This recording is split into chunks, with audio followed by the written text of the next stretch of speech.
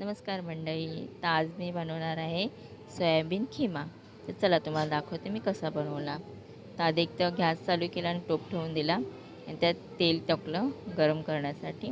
तेल बघा किती गरम झालेलं आहे. मग त्याच्यामध्ये जिरा, मोहरी आणि कढीपत्ता टाकून कांदा व्यवस्थित भाजून घेतला.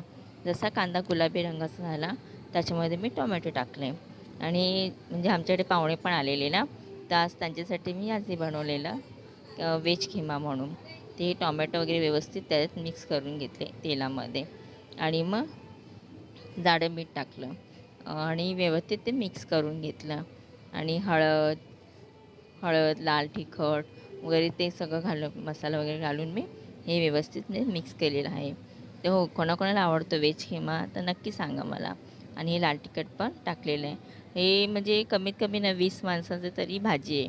आणि अद्रक पेस्ट टाकला आणि तेलामध्ये व्यवस्थित परतून दिला.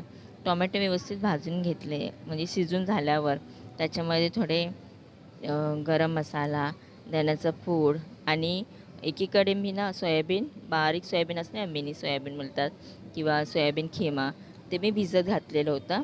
म्हणजे धुवून वगैरे व्यवस्थित ते त्या टोमॅटोचा जी भाजी बनवलेली त्याच्यामध्ये मिक्स करून घेतलं व्यवस्थित आणि दोन्ही एकजीव होईपर्यंत शिजून घेतलं व्यवस्थित. आणि हो, ही रेसिपी जर तुम्हाला आवडली ना तर नक्की ट्राय करा. आणि कोथिंबीर टाकून ही रेडी झाली रेसिपी. चला बाय.